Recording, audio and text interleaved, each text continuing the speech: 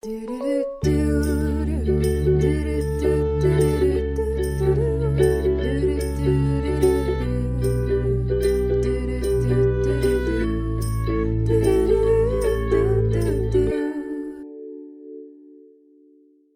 everyone, and welcome to today's episode. Sounds like an easy job.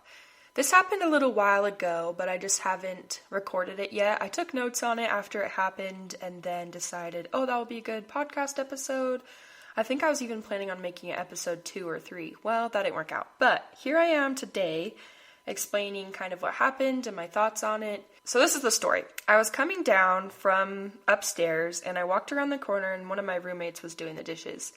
And I don't know how the story got started or how we started talking about therapy, but we started talking about therapy and about counseling and its usefulness and helpfulness.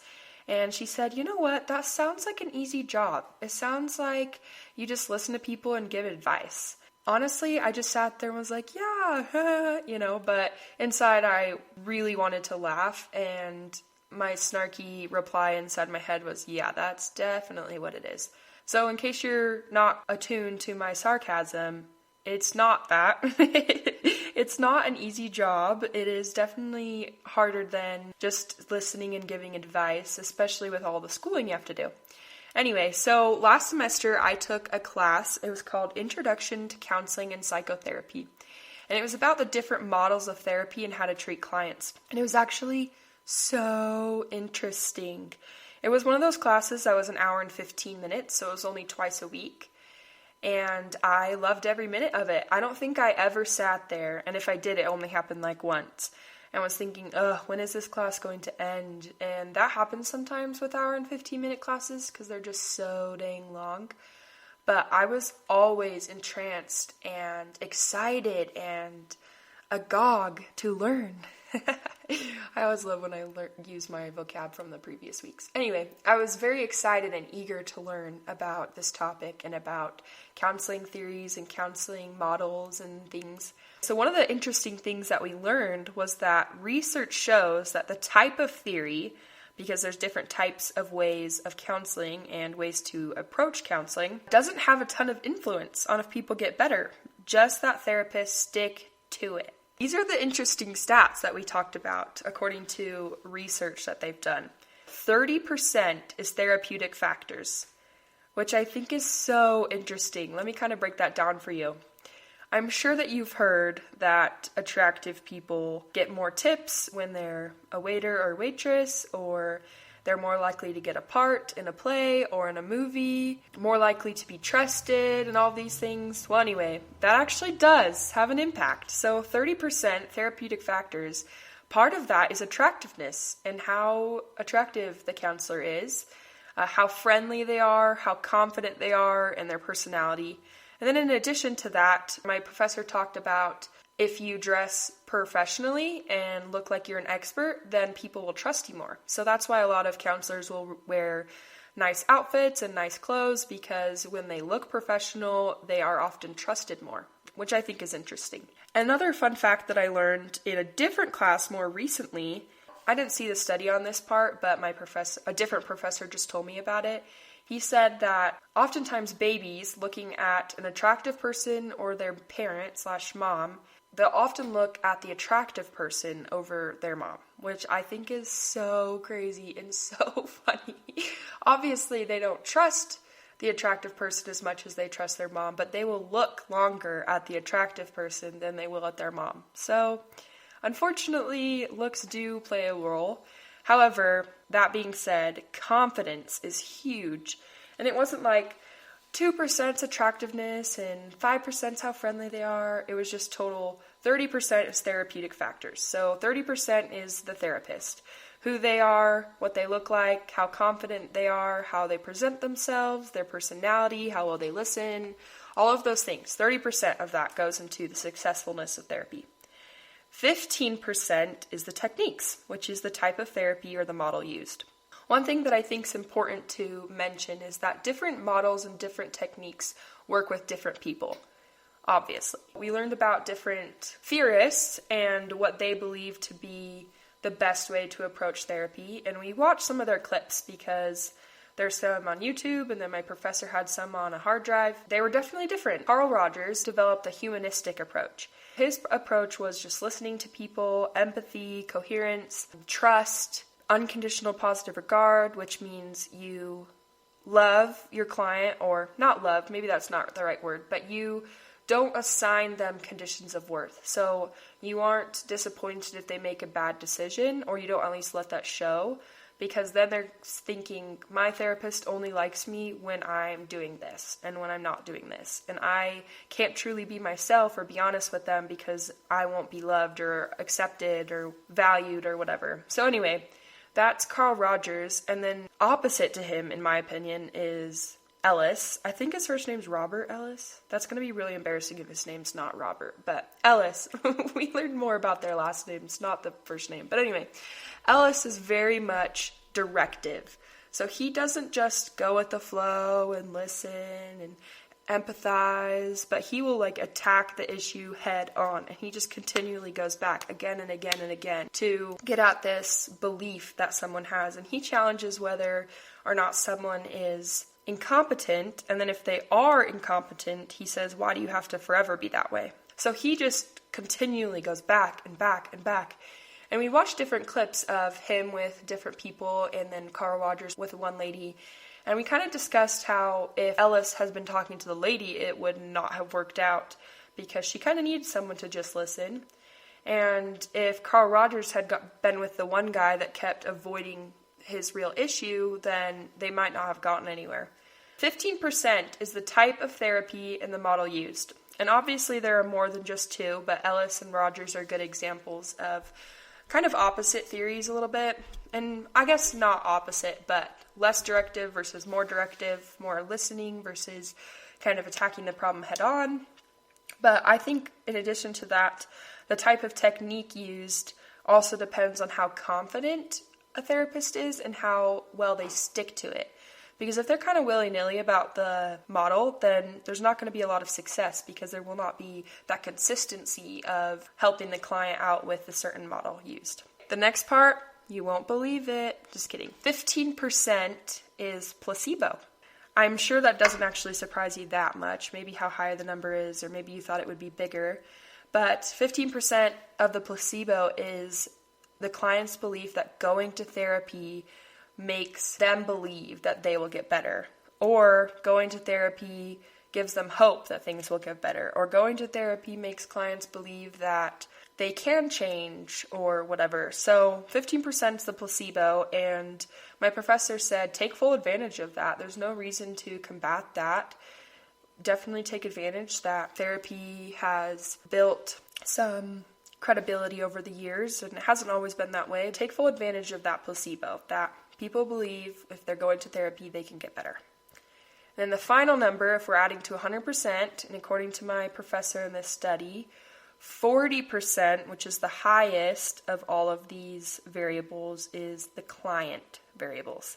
And that is what's going on in their life, how likely they are to adapt, how likely they are to listen to the therapist, how likely they are to implement the things that they've talked about in therapy, how likely they are to do the homework that the therapist gives them. And I don't mean papers to write out. I mean try this or try that. Go talk to people or try challenging this thought. So 40% is client variables, and that is hugely important and obviously the biggest of all of them. And unfortunately, therapists can do their very best, but if clients just aren't willing to change or aren't willing to get help or work on getting help and reaching out, then there's not a ton you can do. But obviously, not all of it. It's only 40%, so there's still 10% that, therapists can work with. So to go over that again, 30% is therapeutic factors, who the therapist is, how they act. 15% is the technique, or the type of therapy the model used. 15% is the placebo, and 40% is client variables, so just who the client is. I thought this was so interesting. I've never seen it broken down that way, of this part of therapy, and this is how much this impacts therapy, and how successful it is, and so on. Learning about all of that made me laugh, thinking about my roommate and how she said, sounds like an easy job, because it is not. There's way more that goes into it. Some people probably think when they go to therapy that the therapist is just listening and giving advice and being empathetic and understanding, and maybe that's the case for your therapist. I don't know. But in reality, a lot of them implement, and if they're good therapists, they should implement these theories that lead to success and lead to growth and change. My professor then talked about integrating these theories and how a lot of therapists will integrate them. One of the things that was interesting, however, is that they talked about how some therapists kind of do willy-nilly and they don't really stick to one and they don't really stick to a schedule, and maybe they do just listen and give advice and don't really follow a theory. And those therapists are not successful. They're not as successful, and they kind of ruin therapy's credit, which is interesting. So sometimes people go online or, go on social media and they're like, my therapist sucks or therapy sucks. It doesn't help. And in reality, it's very possible that the therapist is just willy-nilly and not sticking to a theory. It's also possible that 40% of client variables is kicking in there. That is one thing that we talked about, was that your theory and sticking to it and being consistent in it is super important.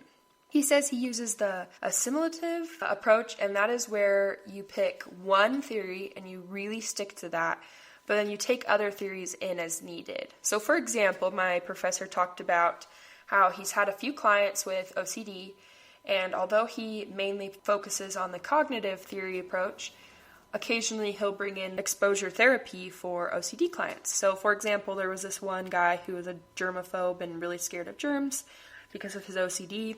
And so they worked through stages of helping him desensitizing this fear of his, and over time, he helped him be less afraid of germs. So for example, one of the things that he did is he put some chips on a table, and then he would model that by just occasionally eating one throughout the session. And every time he ate a chip off the table, the client would shudder or shake because he was like, oh my gosh, you're going to die. You just ate a chip off of this table that wasn't sanitized or clean or sterilized or whatever. And then eventually the client had to do that as well, or was encouraged to do that as well. And over time, his fear, or his debilitating fear of germs, was lessened, and he was able to live a normal life without that holding him back all the time. Also, one time my professor said that they put a Snickers bar in dirt and kind of shook it around.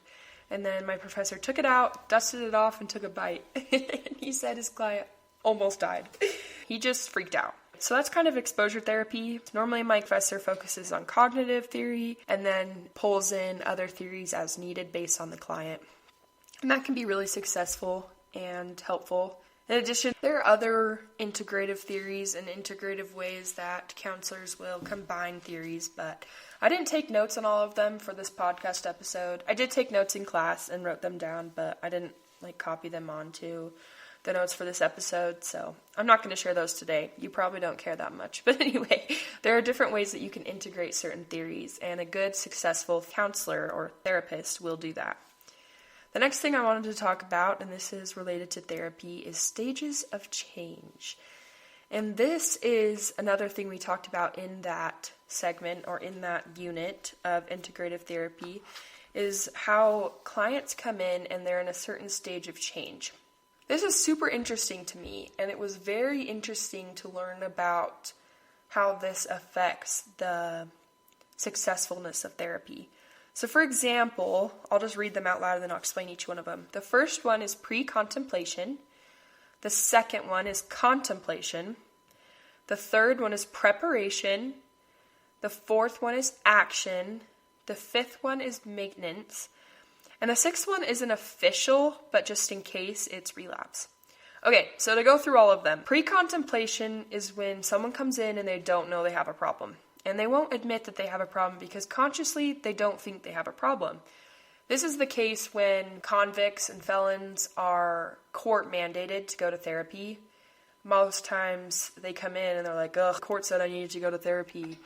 And the therapist has to work with them to help them discover that they have a problem and that fixing it will lead to a better life and also maybe keep them out of jail. I don't know. Anyway, so we talked about pre-contemplation, and that is not knowing you have a problem. It's not conscious. You don't know that you're making a mistake, or you don't know that you are consistently a jerk. There was this one guy who's kind of abusive to his wife, and he didn't think he had a problem. And he was kind of adamant about that. And so my professor would ask him different questions to lead him to a certain answer. For example, he would say, okay, so why are you here? And he's like, oh, my wife says I need to be here. Or, the court says I need to be here. My family says I need to be here. And then my professor would ask, okay, so why do you think that is? And then they would say, oh, they think I have a problem. And he would go from there. Anyway, I'm obviously not a therapist, so I'm just telling you from memory of what my professor told us, but very interesting. The next one is contemplation. So that is when you're thinking about changing, you understand you have a problem, but you're just not there yet. You're just not ready to commit. You're just not ready to actually change. You're not ready to make that commitment to change your life because it's not easy to change. One of the examples my professor gave was when someone's addicted to smoking and has a hard time quitting, contemplation may be that they start counting how many cigarettes they smoke a day. So they're aware of the problem, but they're not ready to fix it yet. They're not doing anything to fix it. They're kind of just aware of it. Preparation is when they start fixing it or they start getting prepared to fix it. So this one, they're a little bit more willing to work on it. They're a little bit more prepared. They're not quite in full action mode yet, ready to quit, but they're cutting down. They're trying to smoke less. And then action is when they really truly are trying to quit. They're trying to cut that off. They're trying to completely stop smoking. Obviously, it's not that easy, which is why there are different stages of change and why therapists need to be patient with their clients. So one thing that my professor mentioned was that most therapists are in the stage of action. So a client comes in and therapist is like, action, action, action. Let's get them to change. Let's get them to change. My professor shared that if the therapist does not meet the client where they're at, so if the therapist does not meet the client on what stage of change they are at, then they are 50% less likely to come back. Isn't that interesting? So if a therapist is in action mode and the client comes in and they're in contemplation mode, then that client is not going to come back unless they're court ordered. Then they probably will. They're not going to come back because they are not met on their stage of change and they don't feel like they can even do it or that they have a good fit or that they can even pull this off, this change. Or maybe even that they don't have a desire to change and their therapist is like, you need to change or else. That's one interesting thing. The counselor or the therapist has to meet the client on the stage of change that they're at, or they're less likely to come back. Another reason why I don't think that therapy or counseling is just an easy job. Just saying. I'm going to skip to the word of the day. It is ardent, and it's an adjective, and it means enthusiastic or passionate. And the definition talks about being fervent, wholehearted, eager, intense, fierce, emotional, earnest, sincere, enthusiastic, committed, dedicated, wholehearted, and passionate, and enthusiastic. I feel like when I'm doing these word of the days, I don't use it properly in the sentence. So before I started this episode, I thought, how can I use this word so that it's correct? And I came up with the perfect answer. So it's an adjective. So what I'm going to say is I'm going to be an ardent therapist. I'm going to be an ardent counselor. I'm going to be an ardent mother. I'm going to be a person that is passionate and fervent and wholehearted and enthusiastic and committed and dedicated to whatever I'm putting my efforts in. I will be an ardent counselor. I'm going to do my very best to be passionate and to be enthusiastic and to be dedicated to do what's best for the client and to be successful and to match the client's stage of change. This is not really super related, but fun fact, I am a family services minor. I just declared that last semester. And one of the interesting things is that marriage counseling often is not covered by insurance because neither one of the clients has a diagnosis. If the client has a diagnosis, then insurance is more likely to cover it. If the clients do not have a diagnosis, insurance will not cover it. And that is why couples counseling is often not covered by insurance because no one has a diagnosis of anxiety or depression or a mood disorder or personality disorder and so on. My professor said one time he had a couple that was seeing him and they asked, hey, can you diagnose one of us? And he was like, and commit insurance fraud? And they're like, oh, Yeah, I guess not. Yeah, so if you have a diagnosis, you're more likely to have insurance help you out, which is unfortunate, but also, I guess, helpful. Moving on, the quote of the day. This quote of the day needs a little bit of background really quick. So I've been reading Anne of Green Gables. I kind of took a break. I'm on the 7th book and there are 8. But this book is from book number 5, I think, or book number 4. I don't know, one of those. It's Anne's House of Dreams by Lucy Maud Montgomery. And Anne, who is the main character, is trying to become friends with this woman named Leslie. It's not really working. She's not able to get along with Leslie, and Leslie kind of doesn't give her the time of day. One of the other characters says to her, "You've been too happy all your life, Mistress Blythe," said Captain Jim thoughtfully. "I reckon that's why you and Leslie can't get real close together in your souls. The barrier between you is her experience of sorrow and trouble." I thought this was applicable to today's episode because therapists at times may not know how to properly be empathetic or properly know how to jump in the trenches with their clients, and so the clients may not feel heard or understood by their therapist because their therapist simply doesn't understand. I don't know if you've ever experienced this in your life where someone has a really hard life or has experienced some really hard things, and it's hard to connect to them because you haven't had similar experiences, and so you don't know how to emotionally connect and be empathetic. And unfortunately, in this book, sorry to spoil it, spoiler, Anne ends up losing her first child, not in childbirth, but like an hour or so after she's born, and then she's experienced this sorrow and this trouble and this anguish. And after this happens, she's able to connect with Leslie, and they're able to become really good friends. I wanted to share this because I think I have had some of those experiences of sorrow and trouble, especially with depression, and I'm really hoping that those will help me connect to people, and that is how I can bring purpose and meaning to those, to become closer to others and to become real close together in your souls, which is what Captain Jim said. I recommend those books. They're really good. I was pleasantly surprised with how well they're written and how well the values are explained and the morals are put forth in the story. It is very interesting to learn. In fact, I've copied and pasted several quotes into my notes to share because they're very good. They're very interesting. I think experiences of sadness and sorrow have value, especially to connect to others. And I think that's important. I think that's important to remember. Overall, I don't think therapy or being a therapist or a counselor is an easy job. I think that it is something that can be learned for sure, but also it is something that will take a lot of work, something that will take a lot of dedication and a lot of commitment, because if you can't go through all of the schooling to get at least a master's degree or even to go on to get a doctorate degree and to learn about these different theories and to implement these different theories and to be brave to listening to clients, and then in addition, which I didn't even mention, not let your clients' problems take over your life, because sometimes you can take home their sorrows and their trouble with you, and you don't want to do that, and that's also another hard part about the job.